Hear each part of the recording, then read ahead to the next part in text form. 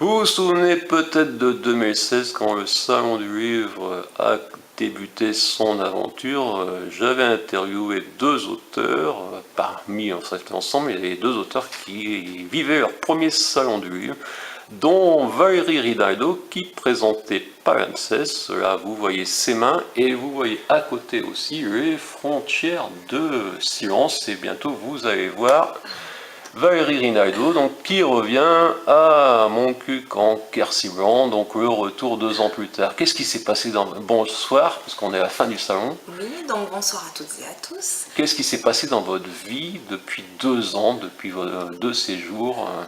Plein de choses. Vous Tout nous d'abord, racontez donc déjà la vie de le fait que Palimpseste. Palimpseste ait été donc vu dans une vidéo filmée pour mon premier salon du livre m'a donné des ailes. Et j'ai osé inscrire le livre à un concours littéraire que j'ai remporté, assez prestigieux, le prix Jean Cocteau 2016. Et les ventes se sont envolées.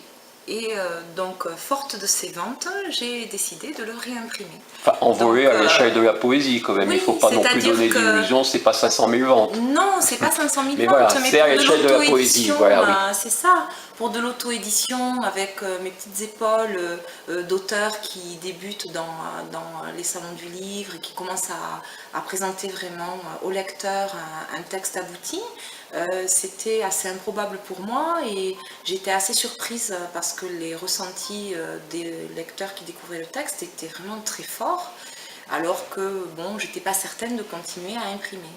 Et donc j'ai fait le choix de réimprimer quand je n'ai plus eu de livre avec une nouvelle artiste qui s'appelle Ginette Adamson.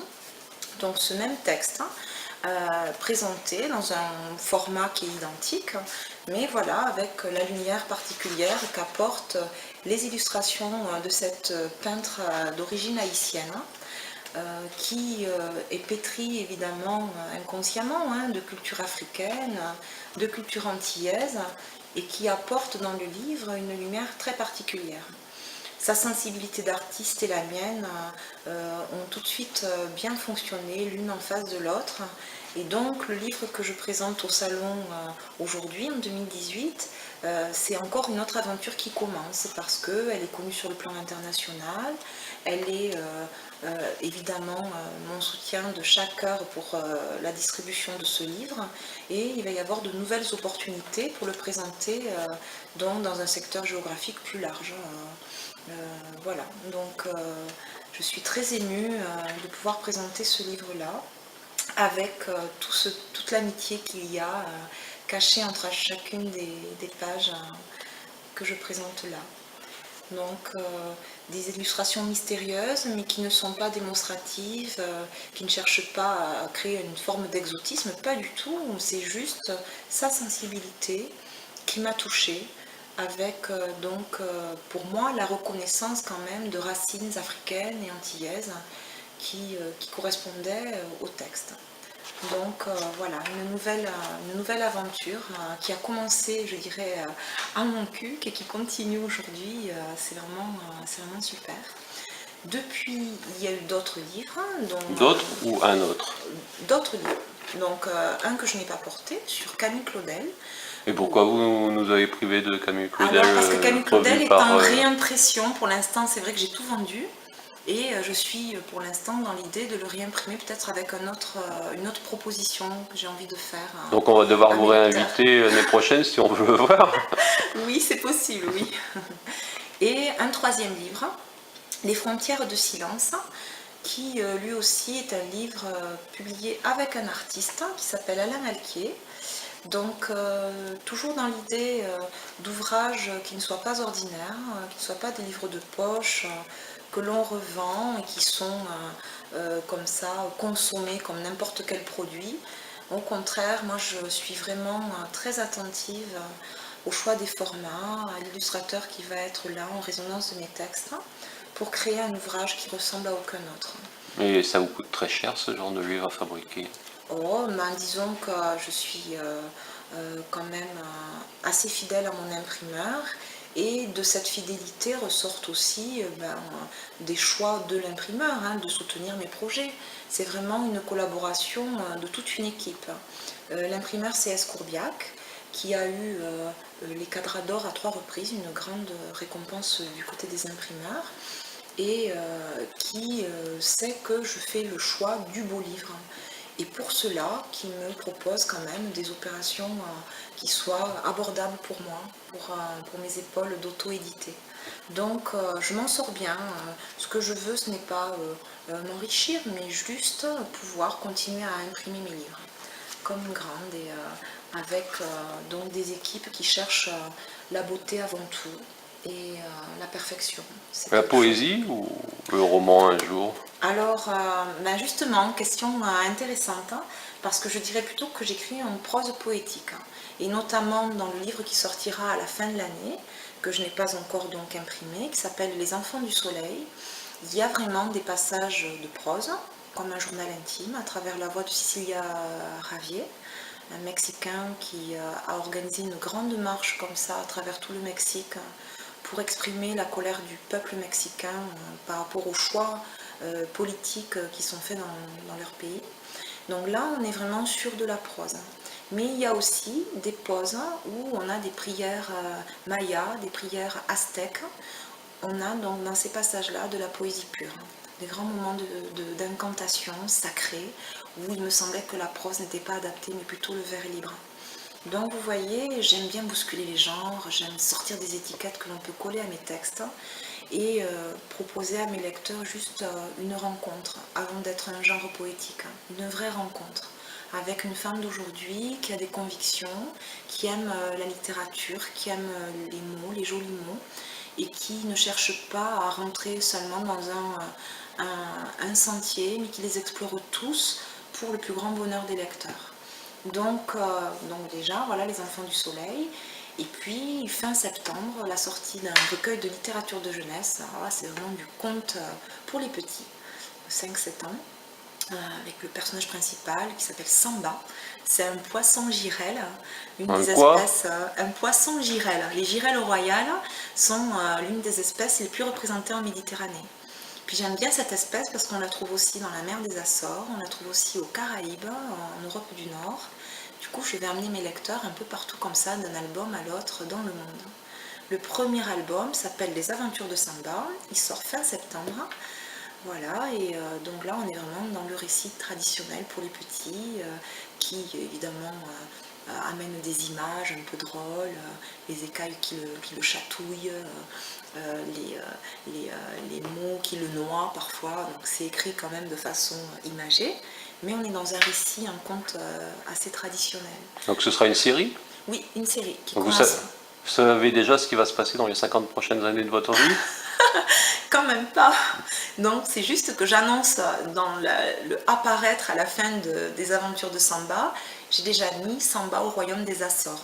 Puisqu'à la fin du livre Les aventures de Samba, le personnage est emporté par un petit garçon avec son amoureuse Annabelle au Portugal. Et on ne sait pas ce qui va se passer. Donc voilà, pour en savoir plus, il faudra lire le numéro 2, Samba au royaume des Açores. Au Portugal, où se trouve justement Monsieur le maire de Montcuq en Quercy blanc. La boucle est bouclée. La boucle d'aujourd'hui, ça a été aussi, j'ai eu l'impression que vous avez fait une rencontre importante avec quelqu'un où moi je me suis éclipsé pendant ce moment de dialogue, c'était le sous-préfet d'arrondissement, Monsieur Marc Maclouf. Et j'ai eu l'impression que vous aviez des affinités poétiques, littéraires importantes, et que vous Oui. avez eu un dialogue très constructif avec notre sous-préfet.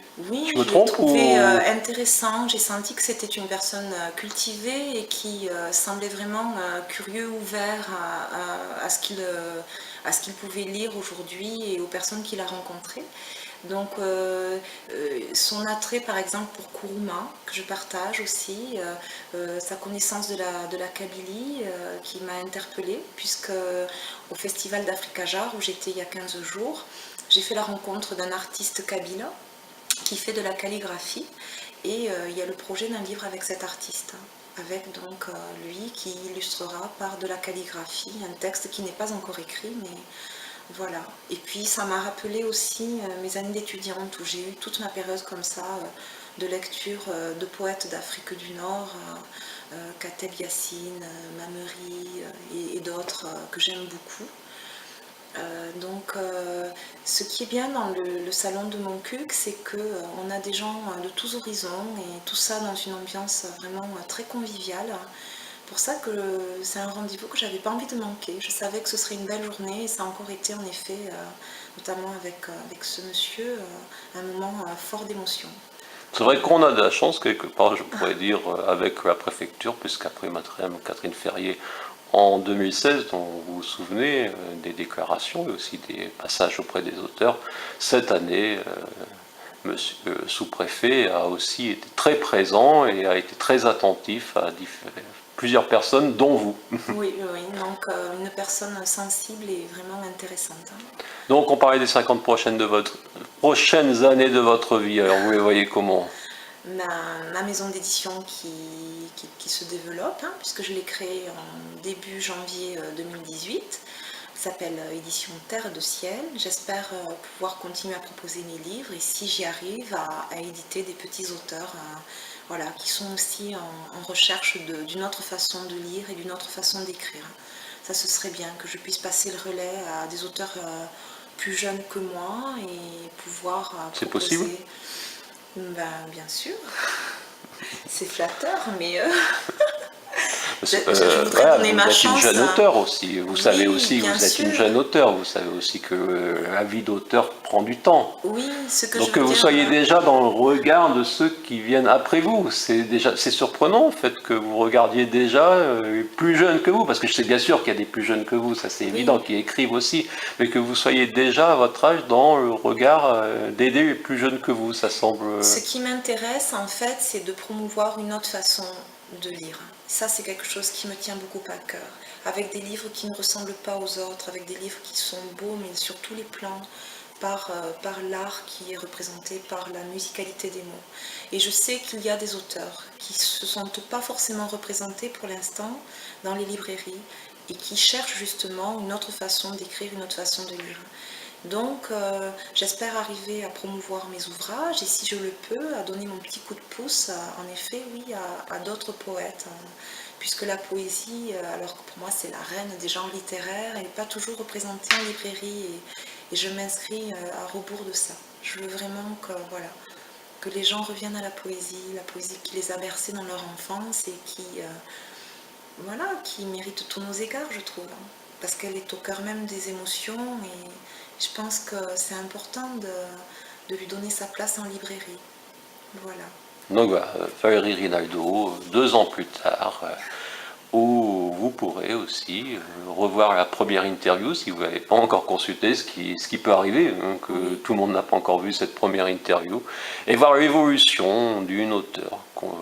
Je suivrai peut-être qu'on se retrouvera dans 2 ans, on ne sait pas, ou dans 50, ce qui serait peut-être plus étonnant, ou dans 10. Donc bonne route Valérie. Merci et à bientôt.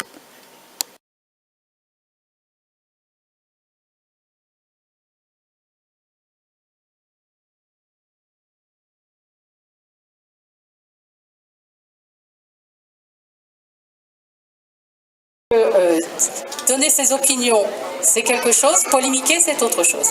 Et en tant qu'élus, nous ne pouvons pas accepter la polémique, et surtout quand ça va jusqu'à certaines insultes. Donc, ou les critiques systématiques sur les élus. Donc, les élus n'ont pas voulu donner de subventions. La démocratie, c'est quand il y a une majorité, eh bien, tout le monde s'incline sur la majorité. Voilà. Peut-être que l'année prochaine, si vous vous comportez d'une façon différente, dans vos paroles surtout. Voilà. C'est notre goût de la polémique. Et c'est ce qui a fait d'ailleurs les Lumières, la philosophie des Lumières.